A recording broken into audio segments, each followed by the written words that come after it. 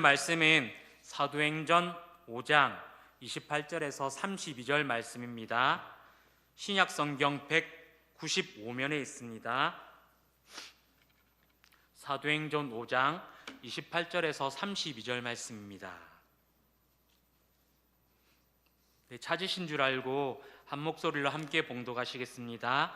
이르시되 우리가 이 이름으로 사람을 가르치지 말라고 엄금하였으되 너희가 너희 가르침을 예루살렘에 가득하게 하니 이 사람의 피를 우리에게로 돌리고자 함이로다.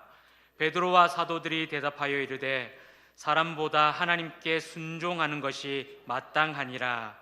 너희가 나무에 달아 죽인 예수를 우리 조상의 하나님이 살리시고 이스라엘에게 회개함과 죄 사함을 주시려고 그를 오른손으로 높이사 임금과 구주로 삼으셨느니라. 우리는 이 일의 증인이요 하나님이 자기에게 순종하는 사람들에게 주신 성령도 그러하니라 하더라. 아멘. 오늘도 예배를 사모하여 주님의 전에 나오신 우리 성도님들에게 하나님의 크신 사랑과 은혜가 충만하시기를 소망합니다. 대제사장을 비롯한 유대 종교 지도자들의 박해에도 불구하고 사도들을 비롯한 그리스도인들은 복음을 전함에 있어서 주저함이 없었습니다. 그리고 복음을 전하는 중에 성령의 역사로 말미암아 계속해서 기적이 일어나자 더 많은 사람들이 복음을 듣고 예수님을 믿게 되었습니다. 이에 대제사장과 그와 함께 있던 사두개인들의 마음에 시기가 가득하여서 결국은 사도들을 붙잡아서 감옥에 가두었습니다. 그런데 그날 밤 주의 사자가 나타나서 감옥의 문을 열고서는 사도들을 밖으로 이끌어내었습니다. 그리고는 사도들에게 성전에 서서 이 생명의 말씀을 백성에게 말하라라고 합니다. 주의 사자의 말을 들은 이 사도들은 성전에 가서 복음을 전합니다. 그러는 중에 새벽이 되어서 사도들을 재판하기 위해 대제사장과 공회원들 그리고 이스라엘의 원로 장로들이 다 모인 후에 사람을 보내어서 사도들을 데려오라고 합니다. 명령을 받은 부하들은 사도들을 데려오기 위해 감옥으로 갔습니다. 그런데 감옥을 지키는 사람도 이상이 없었고 감옥의 문도 단단하게 잠겨 있었지만 감옥에 갇혀 있어야 할 사도들이 없었던 것이죠. 이에 깜짝 놀란 부하들은 다시 제사장 무리들에게 돌아와서 위의 상황을 보고했습니다. 모여있던 사람들이 어떻게 이런 일이 생겼을까 하고 궁금하게 여기던 찰나에 어떤 사람이 찾아와서는 옥에 가두었던 사도들이 성전에서 백성들을 가르치고 있다고 전합니다. 이에 성전을 맡은 자가 부하들과 같이 가서 사도들을 다시 붙잡은 후에 공회 앞에 세웠습니다. 사도들이 도착하자 대제사장들이 이렇게 말했습니다. 우리가 분명히 예수와 복음에 대하여 가르치는 것을 엄격하게 금지했는데 이 예루살렘에 너희들이 가르치는 내용이 퍼지고 있으니 예수의 죽음에 대한 책임을 우리들에게 떠넘기려 하는 것이 아니냐라며 따지는 것이죠. 이에 베드로와 사도들이 그들에게 이렇게 말합니다. 사람보다 하나님께 순종하는 것이 마땅하니라. 여러분, 쉽게 말하면 너희들의 말을 따르는 것보다 하나님께 순종하는 것이 당연하다라고 말을 하는 것이죠. 오늘 말씀을 통해서 여러분들과 함께 순종에 대해서 잠시 나누고자 합니다. 여러분, 순종의 뜻은 순순히 따르다라는 뜻입니다. 좀 더 구체적으로 말씀을 드리면 순종은 다른 사람, 특히 윗사람의 일이나 말이나 의견에 순순히 따르다라는 뜻을 갖고 있습니다. 그리스도인에게 순종이란 우리가 믿는 하나님 그리고 예수님의 가르침에 따르는 것이지요. 오늘 본문에 나오는 사도들의 순종을 한번 보십시오. 복음을 전하다가 체포되었습니다. 아침이 되면 재판장에 끌려나와 처형을 당할 예정입니다. 그런데 그날 새벽에 기적이 일어나 하나님의 사자가 문을 열어주었습니다. 그런데 하나님의 사자가 사도들에게 도망을 가라고 말하는 것이 아니라 성전에 가서 복음을 전하라고 합니다. 여러분, 이 상황을 신앙이 아닌 인간적인 생각으로 한번 생각해 보겠습니다. 하나님의 사자가 나타나서 기적이 일어났습니다. 살 수 있다는 희망이 생겼죠. 그런데 하나님의 사자가 도망가라고 말하는 것이 아니라 성전에 가서 복음을 전하라고 합니다. 다시 죽으러 가라는 것이죠. 여러분, 이 말을 들은 사도들의 마음이 어땠을까요? 만약 제가 사도 중에 한 사람이었다면 저는 많이 당황했을 것 같습니다. 당황하다 못해 화가 났을 것 같습니다. 복음을 전하다가 붙잡혀서 이제 감옥에 갇혔고 꼼짝없이 죽게 생겼습니다.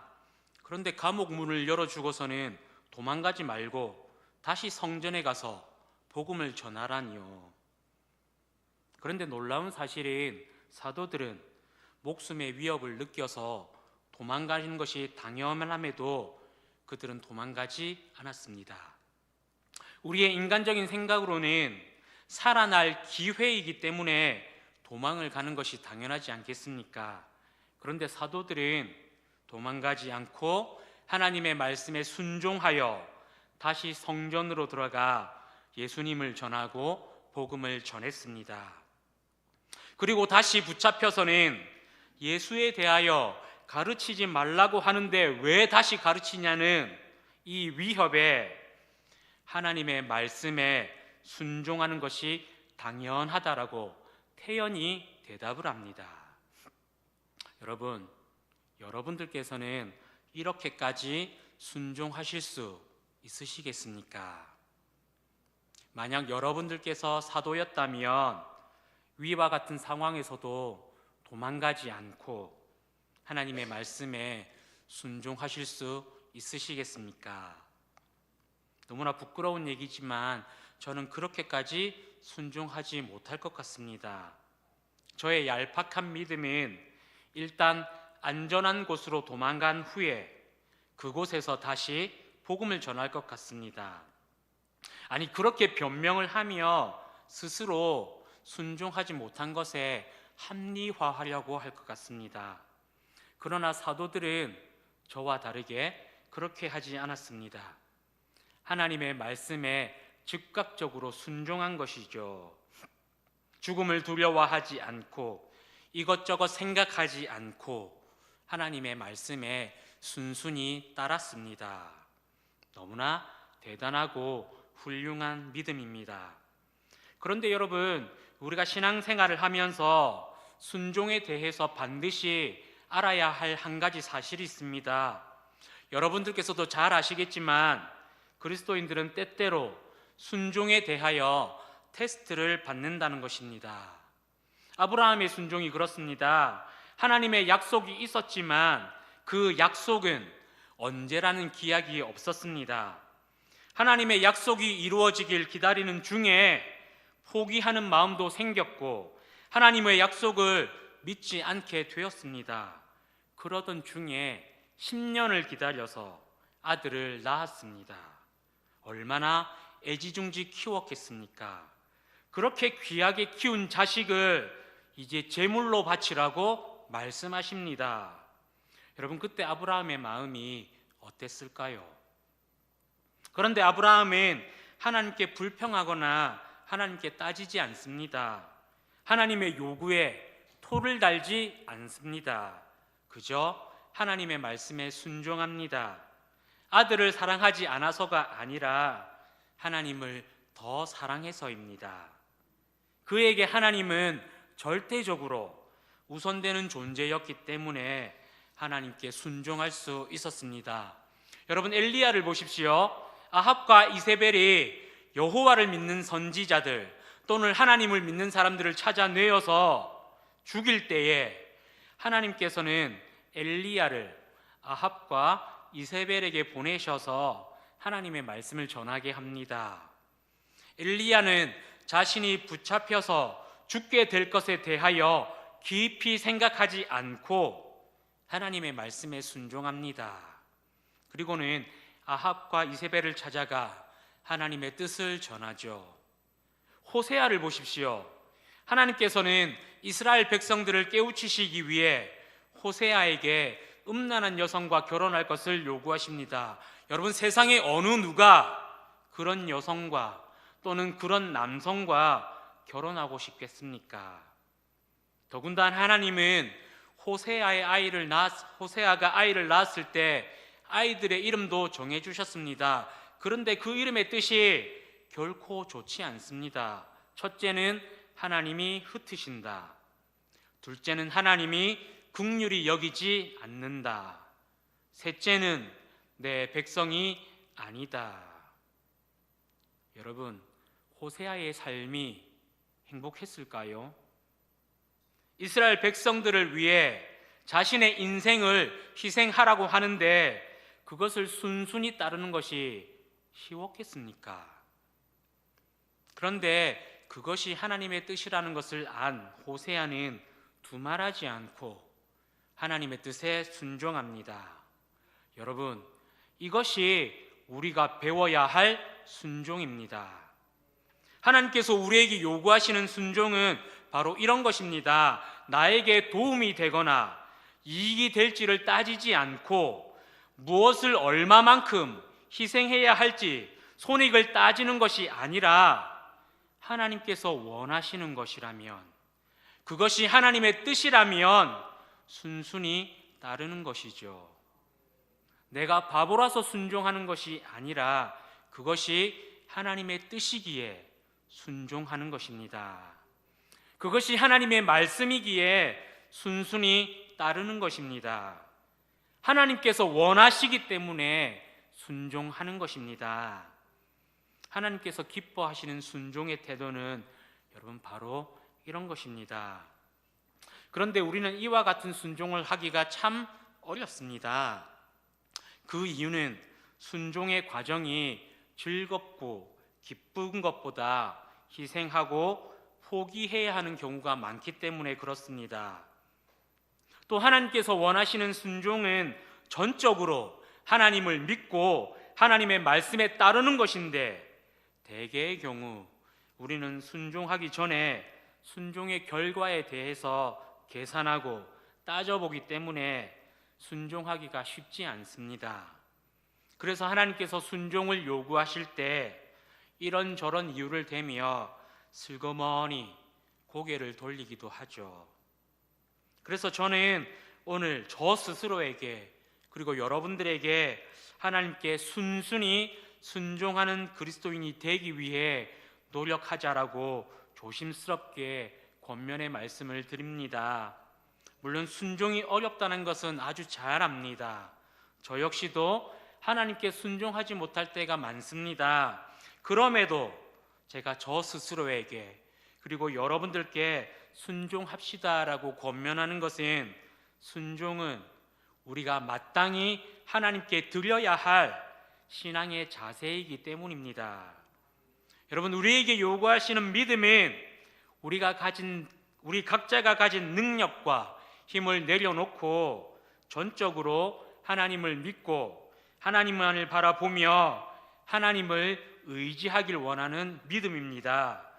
신앙생활을 하면서 벽에 부딪히고 풍랑을 만나서 파도에 이리저리 떠밀려 다녀도 도저히 내 힘으로는 해결할 수 없는 일이 생겨도 하나님의 뜻을 따르고 하나님을 의지하며 하나님을 믿고 따르는 이 순종을 하나님께서는 원하십니다.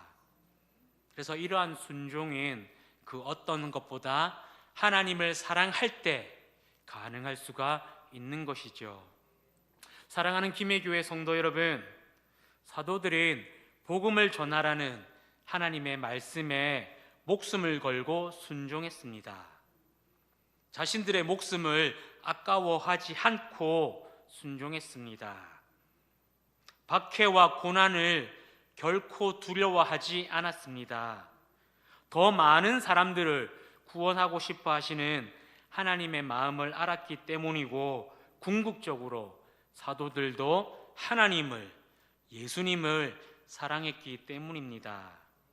오늘 말씀을 통해서 우리 김해교회 성도님들께서도 하나님의 말씀에 순종하겠습니다, 또 하나님의 뜻에 순종하겠습니다 라고 결단하실 수 있기를 소망합니다. 하나님께서 우리의 인생을 책임져 주실 것을 믿고 하나님께 순종의 결단을 드릴 수 있기를 진심으로 소망합니다. 그래서 전적인 소망을 통해서 하나님께서 기뻐하시고 하나님께서 더 사랑하시는 우리 김해교회 성도님들 되시길 진심으로 축복하고 소망합니다. 아멘. 이제 말씀을 생각하며 함께 기도하도록 하겠습니다. 여러분, 하나님께서는 우리가 순종하는 것을 기뻐하십니다. 이 시간 하나님 앞에 기도할 때에 우리의 생각과 고집을 내려놓고 오직 하나님만 사랑하고 하나님만 의지하는 자가 되어서 하나님의 뜻에, 하나님의 말씀에 순종하는 자가 되게 해달라고 함께 기도하겠습니다. 우리 주여 3번 부르짖으신 후에 함께 말씀을 생각하며 기도하겠습니다. 주여, 주여, 주여. 사랑이 많으신 아버지 하나님, 이 저녁에도 주님의 말씀을 사모하여서 주님 앞에 나왔습니다. 아버지 하나님, 우리가 하나님의